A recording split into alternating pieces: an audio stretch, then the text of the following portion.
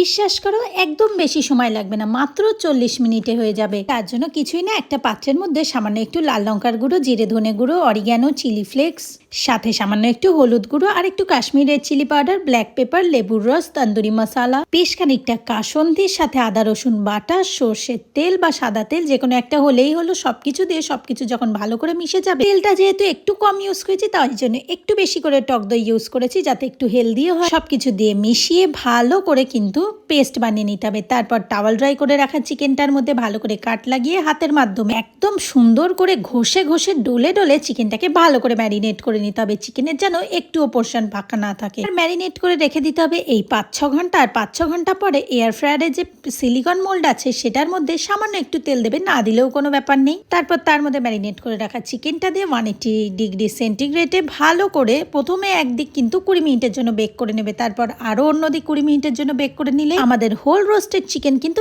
একেবারে তৈরি। বের করে নিয়ে ওপর থেকে বাটার ব্রাশ করে দিও, কিন্তু নাহলে কিন্তু ওপরটা ড্রাই হয়ে যাবে। দেখলে তো বানানোটা কতটা সহজ, কোনো কিন্তু খাটনি নেই। বেশ খানিকটা মশলা ভালো করে মাখিয়ে লাগিয়ে নিলেই কিন্তু হয়েই যায়। আমাদের যদি ভালো লেগে থাকে আর ভাবছো বানাবে কি বানাবে না, তাহলে আর ভেবে লাভ নেই, ঝটপট বানাও।